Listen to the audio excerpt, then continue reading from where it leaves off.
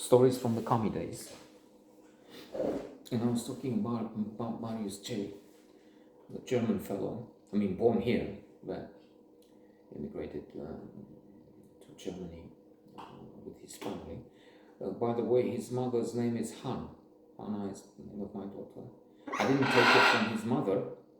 I looked for names and their significance and found that Hannah means grace or something like that in Hebrew, and I thought that's a good name and good significance. And I mentioned to him, he talks Hebrew, אני מדבר קצת עברית. I'm working with many groups of people from Israel.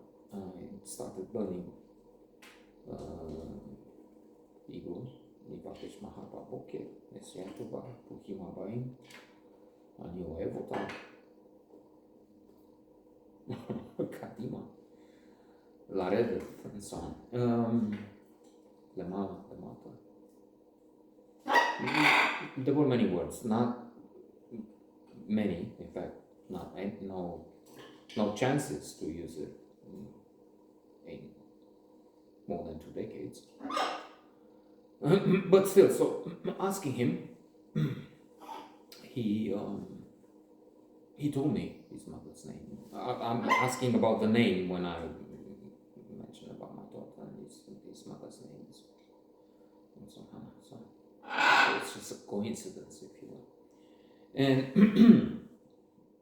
I was mixing in the previous couple of episodes some feelings of gratitude towards him with remorse, with accusation of unfair play.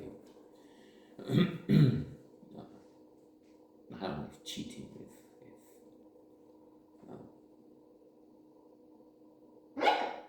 not meeting our expectations, but still.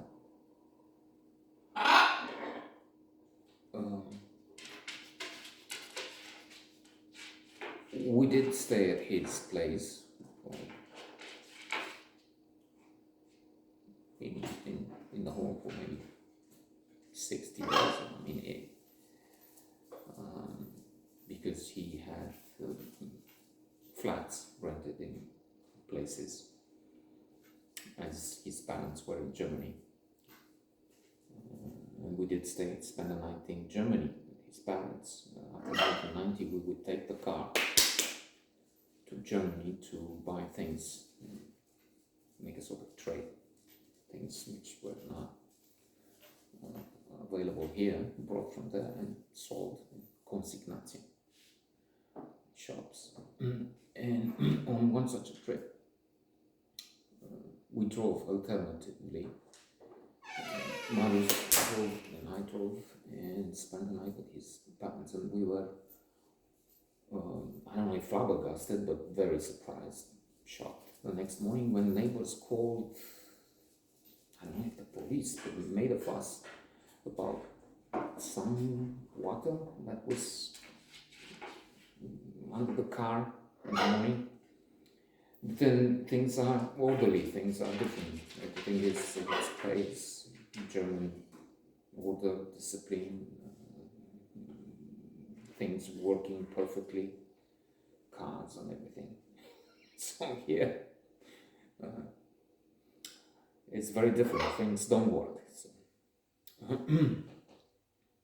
Why such a fuss for this? Well, they were worried. What if something is seriously wrong? If something happens?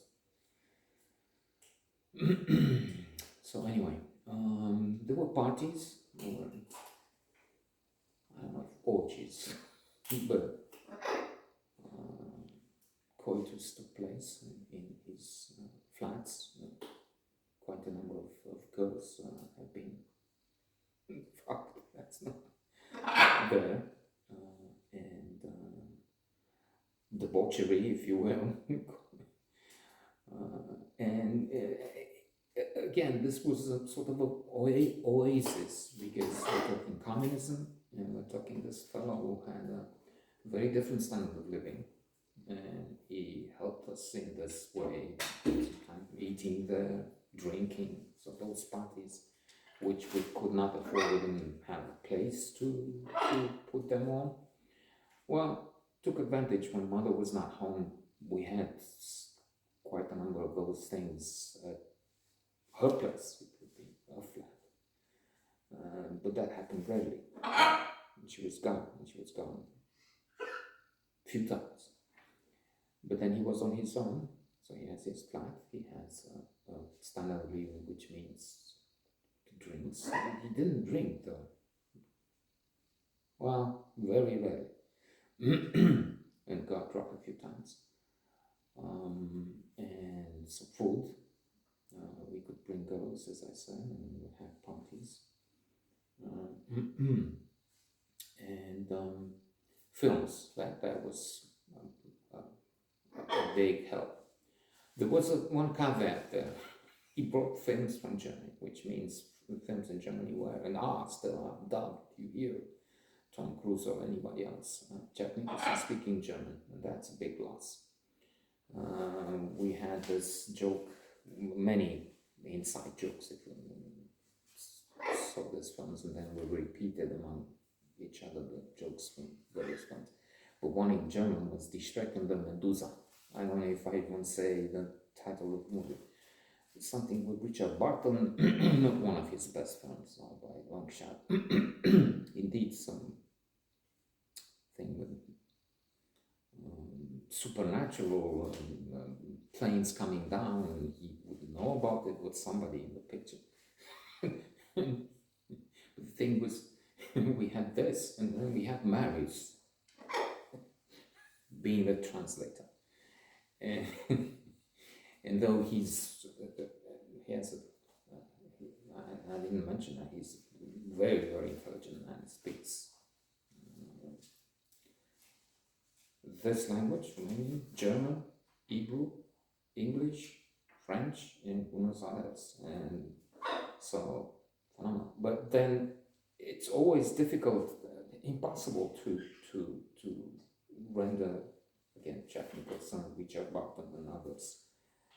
That requires acting, and even acting, you can be a splendid actor. That's what they do in Belize, in Germany, not those places where some of the best actors they have to give their voice to, but still, that's not working. I mean, you have to have the voice when you can. I mean, and so as I said, you have History of the World, one of the best comedies, top 10, 20. That was one of our favorites. With, Oh Jesus, that's the Mel Brooks, Holy Grail. But the Transforming the History, of course, that's not. So he has the Last Supper taking place in somewhere in medieval Europe. There's Leonardo da Vinci who comes to prevent it. No, not this way. Change. And then Mel Brooks is the waiter. And he takes the order. Oh Jesus. And Jesus is at the table. Yes. What? No, you said Jesus. Yes. What? It's Jesus. And did you bullshit last week at the unemployment? Quite a few. And then, Top Secret with Val Kilmer visiting East Germany. Find him and kill him. Souvenirs, party tricks, novelties. Oh, you had this fake funny dog poo. What dog poo? He took some real. Anyway, so yeah, we had the movies coming from Mars. And he was a person. Terminal. Might help.